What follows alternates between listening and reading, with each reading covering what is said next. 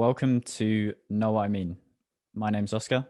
My name's George, and what I most enjoyed about this episode was, well, Oskar kind of did a bit of a kind of guided meditation just to take us through some of the concepts in this, and I really enjoyed that. I hadn't done something like that for quite a long time, and yeah, I got pretty in the zone, and it was awesome. Mm, mm. Yeah, it was a real pleasure to lead that and to do something really experiential. Yeah, so it's definitely one to, if you can sit down and have a listen, then just recommend doing that and joining us on this journey. Enjoy the episode, guys, and stop operating that heavy machinery. Let's Yep. go. Enjoy. Quote for this week is by Nisargadatta Maharaj, and it goes, "Wisdom is knowing I am nothing. Love is knowing I'm everything. And between the two, my life moves." I feel this is quite connected to the quote that we were talking about last week, and I'll let you be the judge of that. Me and George were talking about this a little bit before the episode, but this feels very experiential as a quote. It really feels like something that has to be experienced and not intellectualized. In fact, just coming it from a conceptual point of view is very likely to just not make any sense at all. It's one of those things that might read slightly like, what the hell is that? But I think on an experiential level, there's something really powerful there, and I'm super interested to explore it. I just love exploring quotes like this. So, being that it is more experiential, thought it might be good to do a bit of a guided meditation. I'm aware that some listeners, you might be doing things as you listen to this episode. So, as I guide us through this, you can just drop it into whatever you're doing and just try and integrate it into whatever activity you're doing. And if you're at home just hanging out, then I'd invite you to shut your eyes and just join us on this little experience.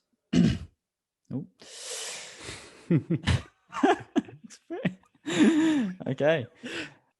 So I'd invite you to close your eyes. Be starting with the beginning of this quote. Wisdom is knowing I am nothing.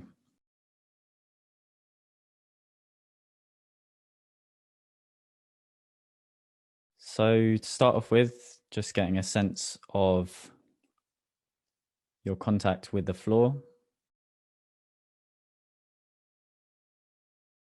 So if you're sitting down, what the seat feels like, what the floor might feel like. You can just investigate the sense of contact with whatever you're sitting on.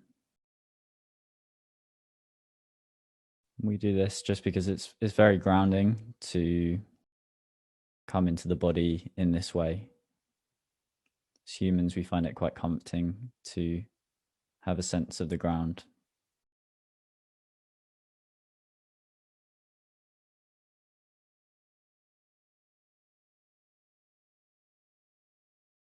You can actually bring your breath into this. Just as you breathe out, you can just let your body soften and relax into the ground.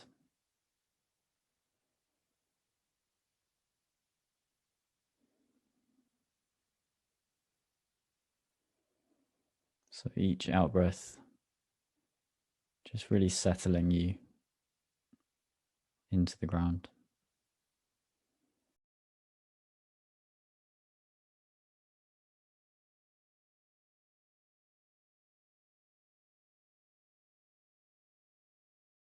So I'm going to drop in a gentle inquiry.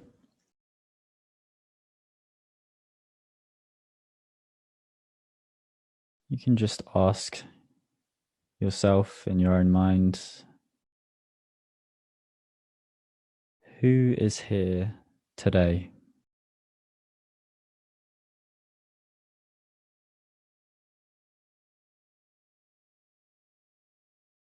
What is your sense of yourself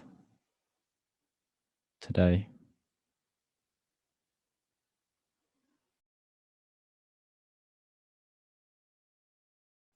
A picture of yourself might come to mind. You might even see an image of your own face. You might get a sense of the body. But when you bring yourself to mind, what is it that arises in your mind's eye?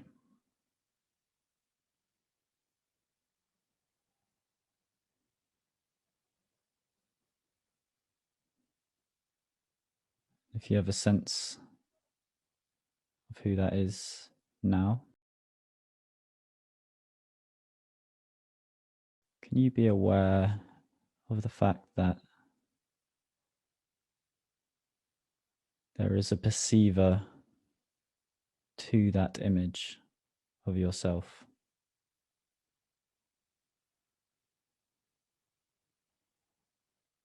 The idea of yourself may feel somewhat solid. You might have quite a strong sense of who you are. But in this moment,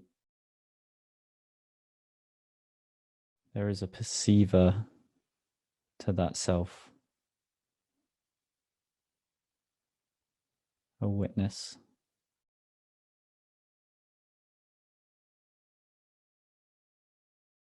And since we are now investigating, we really want to come down to the core of who we are. And since we're now perceiving an image of ourselves, that can't be the core of who we are. Of course, the one perceiving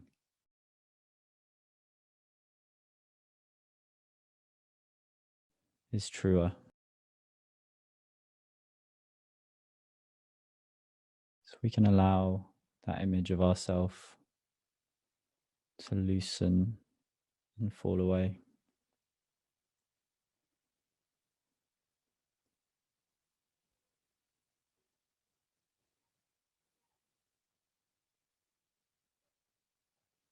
We may now want to inquire further.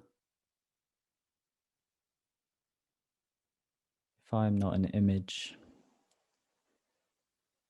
who is the one perceiving in this moment?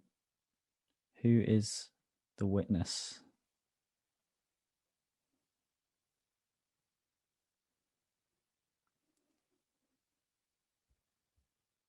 You can actually just really allow yourself to fall backwards into this witnessing, into this pure awareness.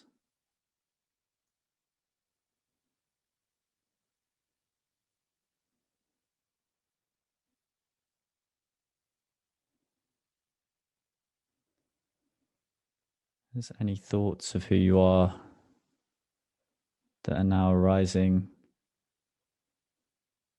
Of course, that is not you, since these things are being witnessed.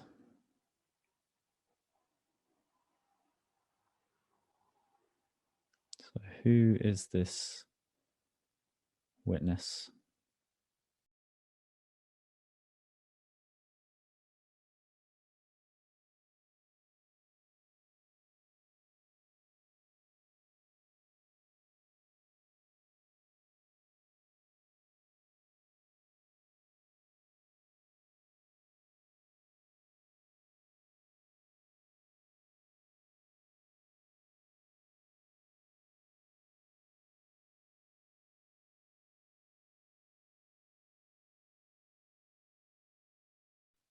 Wisdom is knowing I am nothing.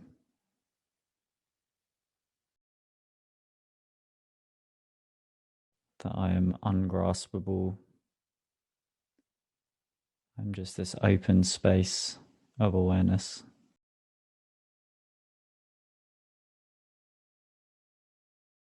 So we're now just going to come back to the sense of the body.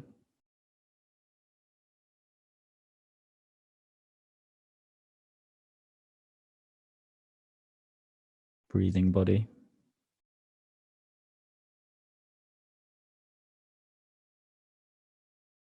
And as we briefly touched on earlier,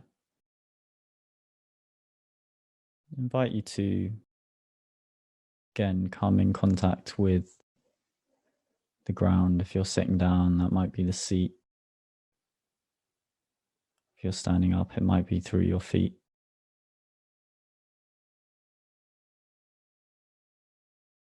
We're now just going to start to go into the next stage. Love is knowing I am everything. So coming into the contact with the ground.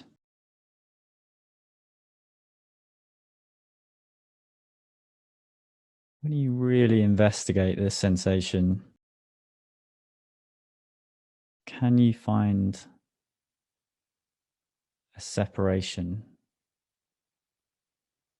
between your body and the ground, between your body and the seat? Your direct experience beyond your ideas of separation. Can you find a distinction between your body and the ground?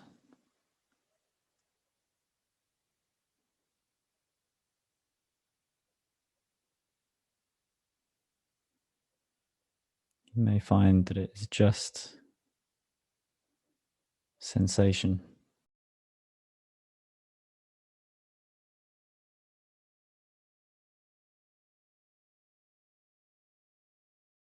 As you delve into this experience,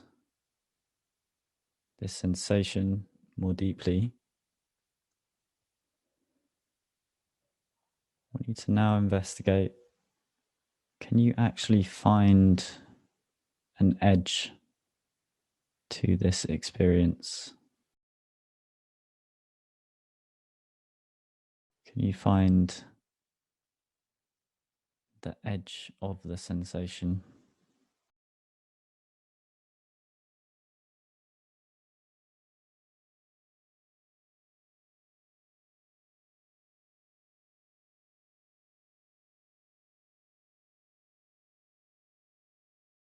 You may find that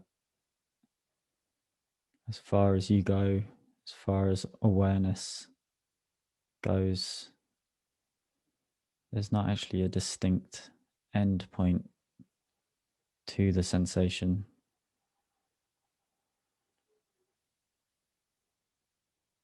Sensation just infinitely moves outwards.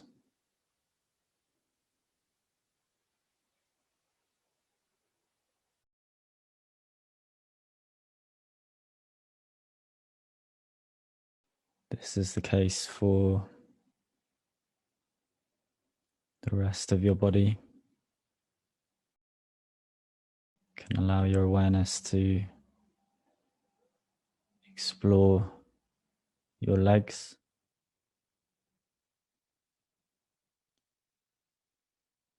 If you have an image that is coming to mind of your legs and the edge of your legs,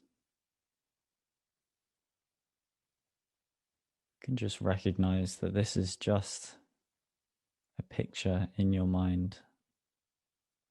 It's not your direct experience of sensation. So you can just allow this picture to dissolve. Continue with interest to the direct experience, the sensation of your legs. Again, trying to just find, can I find an edge to this experience?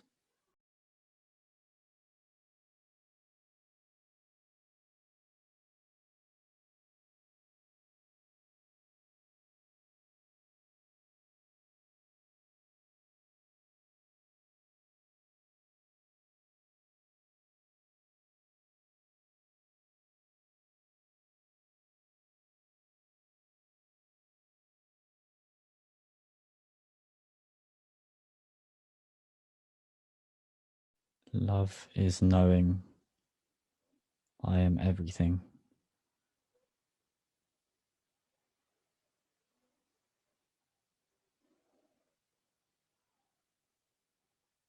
Okay, we're gonna ease our way out of the meditation.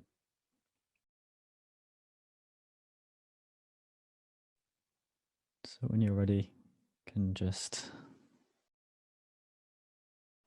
gently come back to wherever you're sitting. You can maybe move around a little bit and open your eyes in your own time. That was really good, man. Thank you. I got really into it. Like, I've done things like that before, but not for quite a while. Yeah, really good, man. Thank you. Yeah, leading meditations is such a pleasure because it's like, I haven't done it enough to know if this continues, but my sense of it is just that you're just leading yourself in meditation out loud. Yeah. Yeah. And you want to be experiencing at the same time for it to be real.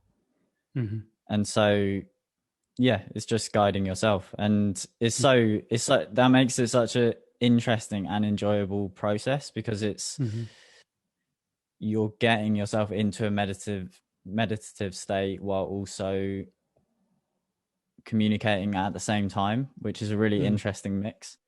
I think I'll just briefly explain my thinking with the stages there. So wisdom is knowing I'm nothing. Well, the first stage of the meditation really was to get a sense that the idea that I have of myself, this floating avatar that sits somewhere behind my eyes, is an idea. It somehow feels like this vague, real thing that's in there, but actually, as I was attempting to do in the meditation, if I flip the attention in on itself and shine a light on this concept that I hold of myself, it doesn't turn out to be true in the way that I assumed that it was. And so it's like that I often get this process of sort of falling backwards into this often very quiet sense of awareness or openness or nothingness, you could say, although, I just prefer pure awareness. Or I think that was what I was trying to do, that first bit. The way that I think about that process of wisdom is knowing I am nothing is that if you just think of what you identify as, you might, think of your gender, your name, all these different labels. But if you kind of go through this process of like trying to work out, oh yeah, these are the different things that I identify as, then it leads you to think, well, who is it that is identifying with these things? If you were those things, you wouldn't need to step outside of yourself to identify with them. Clearly, there's some ground of awareness or being that within it is feeling, oh, I am this, I am that, and you have your experience, your immediate experience of reality or whatever you want to call it. And naturally what we do is kind of pick out little bits of, oh, these are my edges, this is where I am, this is the sort of person I am, the sort of things I do. And it kind of just clarifies and organizes the world into all these different separate things. And this process that you were leading us through was kind of getting us to notice all these separate things, but that those are things that are happening within something else. And what is that thing that they're happening with? What is that awareness, and what is that thing that is identifying? And when you realize that you can't be any of those things that you're identifying with, or at least there's nothing you can point to that is fully you. You can't say any of these individual things, like, you know, the categories you put yourself in, or even just your image of yourself. There's nothing you can really conjure to mind or point to that is you. Yeah. And that means that you've realized that you are nothing. There's nothing you can point to in your experience. No individual thing of, oh, that's me and that's not me. Yeah, that just doesn't exist when you really examine it. Well, it's coming back to what's fundamental, because these various ideas of ourselves that we have are arising in something. They don't have their own experience. We are aware of them. You know, like if I'm feeling angry, that's an awareness of sensation in the body. If I am thinking about where I was born, it's an awareness of the idea of where I was born, or someone agreeing with me about where I was born. It's not a fundamental aspect to who we are, because it's something that is just arising within something much bigger. And I think that it's easy to with the word nothing, I think it can have associations for people, like, you know, because people say, oh, you're nothing, or nothing matters, or, you know, you might have like negative connotations, like it's devoid of anything. The nothing being referred to here is not that. It's that you are something that is unknowable, ungraspable, ephemeral. This is deeply mysterious, like consciousness, awareness, something that you just can't say, yep, that's it, I've got it, because it is aware. You can't get to the base of it in that way. Everything that arises within it, you can touch and feel and say, that's part of me, I'll have that little, you know, piece of the jigsaw for myself, and but this awareness, it holds all of the things that going. So it's by nature no thing, just openness. Do you want to lead us through the second one? Yeah, so I actually didn't intend to lead it in the way that I did, but I'm kind of happy that I did. But I think originally what I was going to do was I was going to get us to open our eyes and look at a part of our body, maybe the hand, in the context of the room that you're in. Do you want to just take us through that? I'd be kind of curious to see what you thought of there. Okay. Would that work just as a standalone thing? We can give it a go. I'm curious now. So if you want to put your hand, preferably not on your lap, maybe on a desk or a table, on your chair arm, something like that you wouldn't usually associate as being yourself. Basically, you want your hand on something that is not you. And just look at your hand. And I'd like you to just explore the edges or outline of your hand on whatever surface it's sitting on.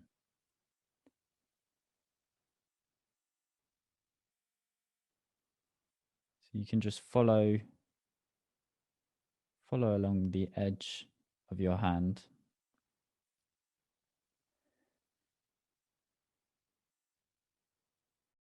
And in a way, you're looking at your hand almost as an artist would look at a model. Say they were drawing or painting. There's a certain way of looking, which is really just interest and investigation with the shades, the colors, particularly on the edge of your hand. So you're really just getting interested now in just the amount of different shades and colors that are involved in the edge of your hand. I'm just exploring that.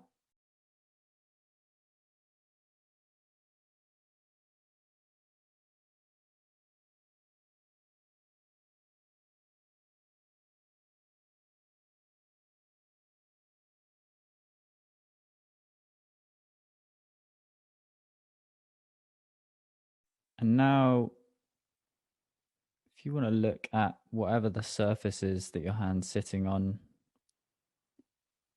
you can just notice how the shadow of your hand,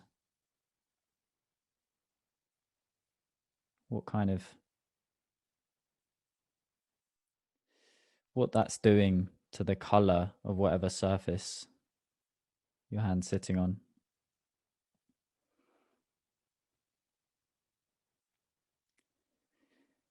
You can just notice that line, perceived distinction between your hand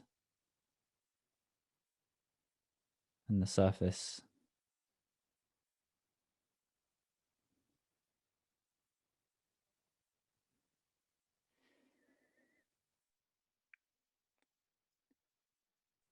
Now, just drop in a little inquiry, which is, in your direct experience, in the purely visual experience of looking at this scene, which is the hand and the surface, just the purely visual, can you really distinguish the two?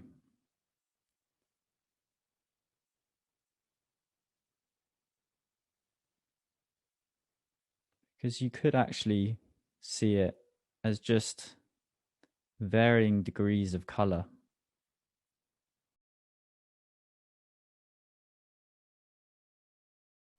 Where the hand meets the surface is just a really sharp change of color. But actually, if you're looking at this scene, it is unified.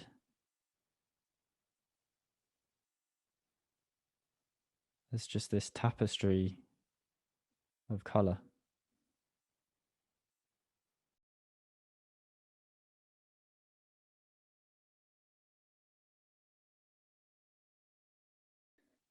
You can very gradually, just with your eyes, investigate, moving your vision to other things that surround your hand.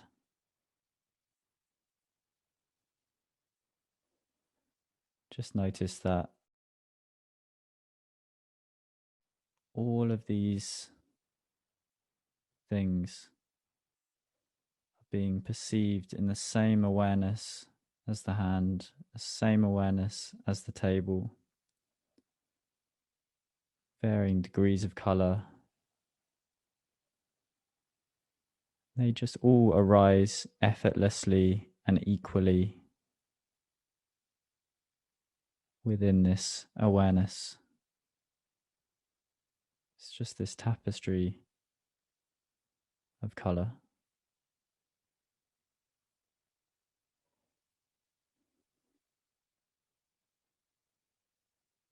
All right, we can come out of that. How did you find that? Yeah, it was cool, man. It definitely gets weird. And I feel like there's little moments in it where at least I could feel it kind of getting lost in the background somewhat and starting to, even though I'm consciously the whole time was aware of the edge of my hand, but it could start to feel more like just part of the environment. And then my thumb started to breathe a little bit. I was kind of going into a bit of a trance with it as well. Oh, cool. Like very, very subtly, but there was like very slight visual hallucinations. It's the idea, love is knowing I'm everything. So I'll start with I am everything. So a meditation like this and you can do it really well with, I actually find vision quite difficult to do it with, but there is, sound is so good for it, because sound, there can be a much more equality with sound. It's just, you can notice how it's really just arising and falling quite equally. You're not thinking like, oh, that's my breath, and oh, that's not my car, and it's just all of this stuff it's easier for it to fall into this arising and falling of just this sensation of sound. And it's really interesting to explore.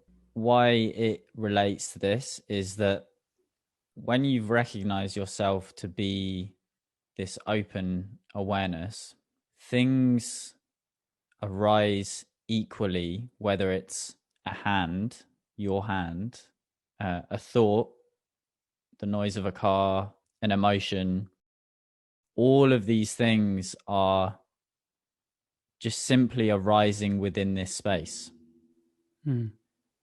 And there's not a sense of, oh, this is my bit of this experience, and that's not my bit of this experience.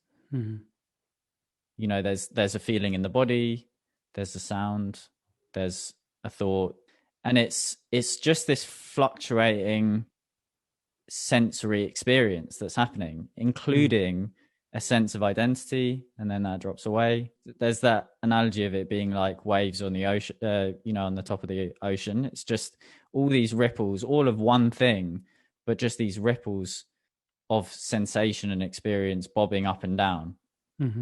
And it's really amazing if you find yourself in a meditative state like that, because my experience is of love. There's just such relief and unity, because you become unified with, it's no longer the parameters of my experience, the little me in life, which is doing these things, and then the outside world. That edge blurs between me and the outside world, and it all just becomes one fluctuating experience. And I think love and unity can be interchangeable as words. So there is just a real sense of, I'm just completely part of this. This is all just happening within me. This is me. And it's really super, really, really strong experience. One thing that made me think of as well is when you look at or kind of explore physical touch, or I guess it's when you explore your kinesthetic senses, you realize. So I've kind of studied a bit of hypnosis, and in NLP, which is neuro-linguistic programming, they talk about different modalities. So you have like your auditory, kinesthetic, olfactory. Maybe there's another one. I think that's it. But and visual. Yeah. So, but with kinesthetic, that's things that you touch and feel physically, but that also encompasses emotion and feelings. And it's really interesting to notice that those things that feel like they're physical things happening to your body or emotions, they're kind of happening on the same plane. The same way that sounds within your head, your internal dialogue, is kind of happening in the same place as external dialogue. When you really just become open to those things, those barriers between the external, the internal start to break down. And it's, I think a very clear way to see that is with senses that we typically think of as separate, occurring in separate realms, like internal thought and outside sound, or emotions and physical feelings. It's really interesting to see. Those are two things that you can explore and notice that they're kind of artificial distinctions between those two things, and that you can experience them as part of the same plane of existence. Yeah, it's so cool to play with that, to really just investigate. Like, I've done it even between ones that feel very obviously separate, like felt sensation and sound. Just sitting in meditation, feeling my body and listening and being like, where's the boundary? You know, like, where can I actually find where one starts, another stops, where there's actually the distinction that I assume is there. But it's just very interesting to really explore the senses in this way. So I think now it'd be interesting to kind of explore how these two things relate, and the kind of the final third of the quote. And I think the two things of knowing your nothing and knowing your everything are kind of essentially, they're realizing that essentially both these states are seeing through the illusion of a separate self, a separate identity, that's something other than pure experience. So they're essentially the same thing in that way, but they feel quite different. And I think that's just based on, I suppose, what you identify with. Or, well, let's say the first one of being nothing. That's kind of like, okay, myself, my idea of me is gone. It's not real. That's how I think of it. But then knowing your everything is realizing that if you're not any of these individual things, none of these little bits you can point to of your identity are you, but you are still conscious. So there's something there. So if you're conscious and none of the individual things are you, then you must be all of it. Yeah. Because you can't point to it. You can't differentiate which part is you and which isn't you. That means it's all you. Yeah. And if there's no separation, if you can't act, that's what we were investigating in the second part of the meditation, is you can't actually find the edges. You can't find where the separation actually is in your direct experience. We have a lot of assumptions around that, but you can't find it. So when you explore what is happening in life, whether it's thought or sound or anything like that, you can't find where it's not like, oh, I'm nothing, and therefore there's a sound experience and then it just comes up to nothing. You like, you can't find the base of it. You can't find where it stops, and you can't find, therefore, where you start or don't start and where it starts. It's all just it's happening. It's just this big orchestra of experience. And yeah, I think what's emphasized in, like, there's a lot of discussion in spiritual circles of, you know, if the I am nothing angle is nihilistic, and, you know, there's something disturbing about that, and like they go hand in hand, these two things. You know, they're indistinguishable, because yeah, as you said, if you are nothing, then you are everything. It's kind of the same thing. And I would say an interesting thing that I've noticed in my practice is they're also set up almost like different stages as with the meditation. So if you emphasize there's a kind of an investigation called neti, which is like not this, not that. You're looking at things that are arising and saying, is this me? Is this thought me? And you're essentially dropping it and saying, I'm perceiving it, so therefore it's not me. And these things are dropping away. If you do that for a while, you might come to this space of real silence and no thingness. And it's so important at that point to then start changing the frame into the if I'm nothing, I'm everything. It's part of this journey, because I found it very easy with just the emphasis on knowing I'm nothing, just the emphasis on what I'm not, to end up feeling a bit alienated or disorientated, sort of floating around a bit, like floating through this spatial, like, what is going on? Whereas the love aspect of recognizing, oh, all of this stuff is me that's arising, that really just integrates and connects you with your experience. So it's important that they go together to balance each other out. This quote is very grand. It's very like, this is big, it's talking about enlightenment. It's talking about the most radical shift in one's experience of life that's possible, basically. And that is a shift that many people have made, but it requires an incredible amount of dedication. And I believe that it is possible not to live in a state of like, I am everything all the time, but to recognize that my sense of self is another thing arising within this broader context, this broader awareness. So just not holding as tightly onto my particular little bit of garden and being like, this is mine, that's over there.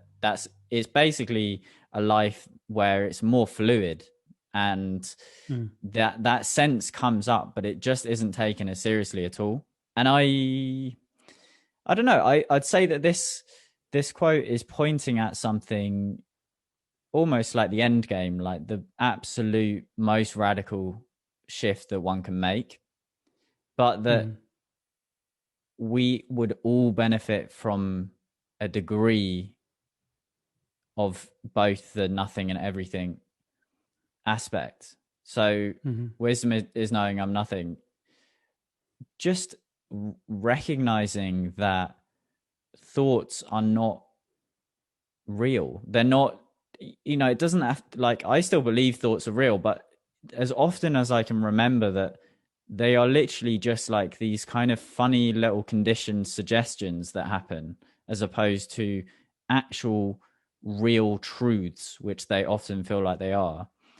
Like, it's essentially seeing thoughts as being more transparent, and even the thought of yourself as not being as solid. And I think everyone has that to a degree. I think even in like British sense of humor and how we take the piss out of ourselves, I think that's pointing at something in this area of saying, I don't need to take myself so seriously. I can be more playful in this attitude to who I am. It doesn't have to be so fixed, so serious, so dead set, unchangeable. It can be something looser and more open. And knowing that I'm everything, just, people have that going on walks in nature and feeling very connected to one another. People have it from doing MDMA. People have it from being with good friends, being with their partners, falling in love. And that disconnect, that sense of separation just eroding for short periods of time, and feeling love. That's what love is that recognition that we're not alone. And so even though I think this quote seems very far out and radical, it's actually pointing to stuff that we're experiencing all the time. And I think the whole world could do with emphasizing more. Well, I think that's a beautiful place to end. Sweet. Before George reads the quote for next week, just really like to say thank you so much for listening and showing up. And just if we could ask if there's anyone that you can think of that might be interested in what we're talking about, if you could just share it with them, because we're really just trying to grow organically, basically. Like, we're not paying for ads or anything like that. It's purely just through love and just sharing. So if there's anyone that you could think of with this particular episode, please just share it with them. That would be great. And if you fancy buying us coffee, then we're going to have a little link in the description to do that. So thank you so much for listening. George? So the quote this week is from Peter Adeni, who is also known as Mr. Money Moustache. I'm not going to explain that anymore now, but the quote is, "Enjoy things for what they are without idolizing them as a necessary part of everyday life." And I'm going to leave the link to the article. This is actually from a blog article. So I'm going to leave the link to that in the description if you guys are curious to read that before the next episode. And if you've got any thoughts, then you can send them over to 𝗚𝗲𝗿.podcast on Instagram. Just anything about how you've found the podcast, what you thought of the meditation, any thoughts for next week's quote. You know, we're still at a level where we can interact with all the people who send us messages. So that's awesome. And if you want to send us an email, the address is down in the description. So thanks for listening, guys, and we'll see you next week. Peace.